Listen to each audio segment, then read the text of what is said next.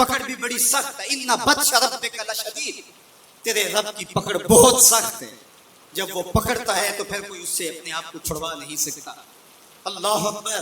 تو اس کی پکڑ کا خوف بھی رہے، لیکن وہ کریم بھی، وہ معاف کرنا چاہے.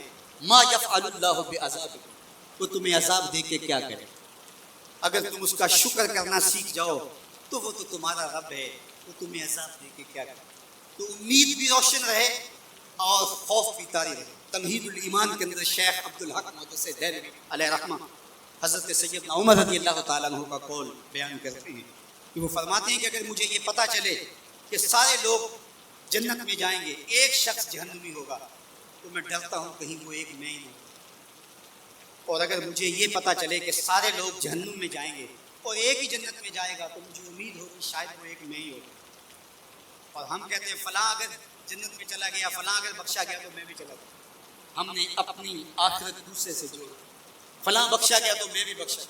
وہ کہتے ہیں اگر سارے جنت میں جائیں، یہ خبر ہو کہ ایک نے جہنم میں جانا ہے، تو میں ڈرتا ہوں کہیں وہ ایک میں ہی، وہ میں ہی نہ پھنس جاؤں. ایک بچہ تھا، گھر سے روتا ہوا نکل گیا اور جنگلوں کے اندر آنسو بہاتا ہے. کوئی درویش ملا، اس نے کہا کیا ہوا؟ کہا مجھے اللہ سے بڑا ڈر. میرے حضرت اللہ خواجہ محمد یعقوب مصطفی آپ کے یہاں نشان پڑ گئے تھے، ان کی ہڈیوں میں درد بھرا ہوا، یہاں رو رو کے نشان. تو یہاں ایک بزرگ ہوتے تھے انتقال کر کے، وہ کہتے ہیں کہ میں گیا تو ان دونوں اپنے گھٹنے کھڑے کیے تو وہیں اس کے ایک دل کو پیٹ اس نے ایسے سر میں نے کہا سلام. میں نے کہا کہ آپ اتنا کرتے ہیں؟ کہتے ہیں کہ انداز نے میرے اندر درد بھر دیا. انہوں نے ایسے سکھایا تھا، اس سے ڈرا تھا، اس سے ڈرا.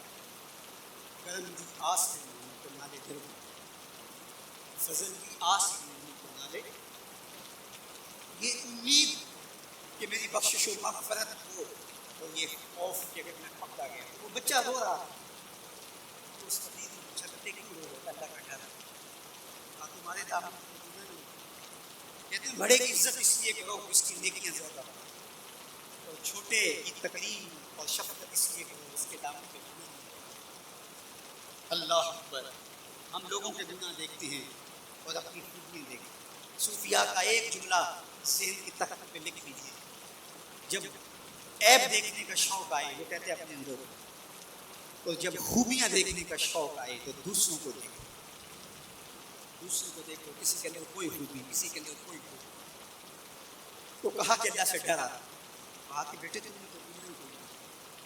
تو کہا آج میں نے عجیب ماجرا دیکھا جس نے مجھے گھر سے نکالا. کہا کیا؟ کہا کہ میری ماں کھانا پکانے کے لیے چولہے میں آگ جلا دی. اس نے لکڑیاں رکھی، لکڑیوں کو آگ نہیں لگی. اس نے چھوٹی چھوٹی لکڑیاں توڑ کے پہلے نیچے، ان کو آگ لگی. ان کو آگ لگی تو بڑی لکڑیوں کو بھی لگی. میں روتا ہوا گھر سے بھاگ آیا. کہیں ایسا نہ ہو کہ قیامت کے دن بڑے بڑے مجرموں کو آگ نہ لگے تو چھوٹے چھوٹوں کو کیا جائے. تو جب خوف سرایت کرتا ہے تو یہاں عمر نہیں دیکھی جاتی. اور بڈھا پاپی سب سے بدترین شخص وہ ہے جو بڑھاپے کے باوجود بھی بدکاری نہیں چھوڑتا. کہتے ہیں جب کوئی بندہ 40 سال کا ہوتا ہے پھر اس کا عذر باقی نہیں رہتا. 40 سال تک اس کا عذر باقی رہتا ہے، لیکن جب 40 سال کا ہو جائے اب سننے کو حولت میں آ گیا، اب اگر وہ گناہ کرتا ہے تو کوئی عذر نہیں ہے. ہڈیاں کمبن گھوٹے کھڑکن اڑ گیا لک تیرا، اجے بھی بدیوں باز نہ ہو جیو مرد تلے. یا ایھا الانسان ما غرک بربک الکریم. میرا رب پکار پکار کے کہہ رہا ہے او بھاگنے والے انسان، آجا پلٹ کے تیرا رب بڑائی کرے. میں یہ بات 100 بار کہی، میرے سننے والے مجھ سے 1000 بار سن چکے، لیکن نفس کی چاشنی اور امید کی ایسی جگمگاتی کرنیں روشن ہوتی ہیں کہ دل میں چراغاں ہو جاتا ہے. اور جب میں یہ بول رہا ہوتا ہوں تو میرے اندر پھل جھڑیاں پھوٹ رہی ہوتی ہیں، اور اللہ کے تشکر کے اندر درد کی کیفیت بھی پیدا ہو رہی ہوتی ہے کہ وہ رحمت بھرے لہجے میں پکار کے کہہ رہا ہے سرکش کو، متمرد کو، باغی کو جو اس کی دہلیز چھوڑ کے بھاگ گیا، او بھاگنے والے آجا پلٹ کے تیرا رب بڑائی کرے. کوئی ایسے بھی آواز دیتا ہے، کوئی ایسے بھی مجرم کو پکارتا ہے. یہاں رک کے میں ایک اور جملہ بھی کہنا چاہتا ہوں. اعتدال میں حقوق اللہ اور حقوق عباد جو لوگوں نے تقسیم کی اور اس کا اپنا معنی متعین کیا، وہ ایک مشہور تو ہے لیکن حقیقتاً وہ معنی متعین نہیں ہے. اللہ کے حق فائق ہے مخلوق کے حق سے. عمومی طور پہ کہا جاتا ہے یار حقوق اللہ کی خیر ہے بس حقوق العباد کا خیال ہے. یہ عمومی بات کہی جاتی ہے. تو یہ بات اچھی طرح ذہن نشین کر رہے ہیں. یہ بھی آپ کے اعمال میں اور آپ کی افکار میں اور آپ کے نظریات میں غلط پیدا ہو گیا کہ آپ نے اللہ کے حق کو کمتر سمجھ لیا اور مخلوق کے حق کو غالب سمجھ لیا. ایسا نہیں ہے. اللہ کے حق سب سے زیادہ ہیں. اللہ تعالیٰ قرآن مجید میں ایک موقع پہ ارشاد فرمایا وما قدر اللہ حق قدر. انہوں نے اللہ کی قدر کا حق کی ادا کی. وہ تمہارا خالق لگتا ہے. خالق کے بڑھ کے حق کس کے زیادہ ہو سکتا ہے؟ تو جو مختلف روایات کے اندر حقوق العباد کی طرف توجہ دلائے گی تو اس کا مطلب یہ ہے، مفہوم یہ ہے کہ اللہ کا کریم ہے، وہ معاف کر دے گا. بندہ تو معاف نہیں کرے گا. بالخصوص قیامت کے دن جب پھنس گیا اور اس کی اپنی بدعمالیاں بھی اس کے پاس ہوئی اور کسی نے اس کا حق غصب کیا ہوا ہوگا تو پھر کیا ہوگا؟ اب وہ تو خود پھنسا ہوگا تو وہ کبھی نہیں چھوڑے گا. اب اللہ تعالیٰ کس طرح اس معاملے کا حل فرمائے گا کہ یہ شخص جس نے حق کھایا ہے، جس نے زیادتی کی ہے، تو اس دوسرے شخص کو اپنی نیکیاں دے گا. نیکیاں لینے کے باوجود بھی اگر وہ پاپی اتنا بڑا ہے کہ ابھی بھی کام نہیں بنتا اور اس کے ذمے قرض بھی باقی رہ گیا تو پھر یہ اس کو اپنے اور قیامت کے دن کون چھوڑے گا؟ جہنم کی دہکتی ہوئی آگ سامنے ہوگی اور ایک بندہ پھنسا ہے اور یہ بھی پھنسا ہوا ہے تو اس کی جان اس کو اپنے گناہ دے کے اس کی نیکیاں لے کے چھوٹ رہی ہیں تو وہ کیسے معاف کرے گا؟ وہ نہیں معاف کرے گا. اس لیے اس معنی کے اندر کہا کہ حقوق العباد میں کوتاہی نہ کرنا، اس لیے کہ اس کی معافی نہیں کرے گا. وہ اس کے پاس ایک چیز ہاتھ لگ جائے گی وہ تو غنیمت سمجھے گا. تو اس کا یہ مطلب بھی کہیں نہیں ہے کہ بندے کے حق کہیں غالب اور زیادہ ہیں، اللہ کے حق کم ہے. جو حق بندے کا اللہ پر ہے، اللہ نے تو پیدا کیا. اللہ ذی خالق کا فصفا کا فعدل کا، کہا تیرے حق میرے اوپر زیادہ ہے اس لیے کہ میں تیرا خالق لگا.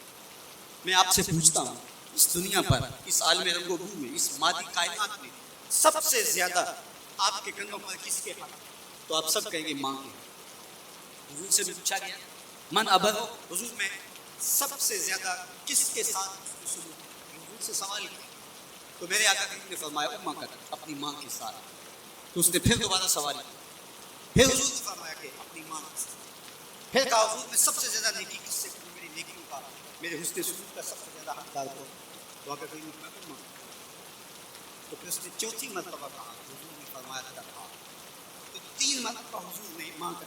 علماء نے یہاں لکھا کہ والد اولاد کی تربیت کرنے کے لیے مشقت سہتا ہے، کمائی کرتا ہے، یہ ایک مرحلہ ہے. ماں 9 ماہ تک اپنے پیٹ ایک مرحلہ.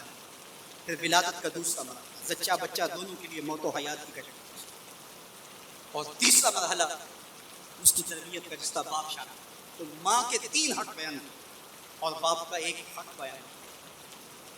مجھے بتاؤ وہ ماں اور وہ باپ اولاد کو اپنی آنکھوں کا تارا اور نور نظر کہتی، کیا اس کے حق ساری زندگی کی کوئی لگا رہا تو ادا کر سکتا ہے؟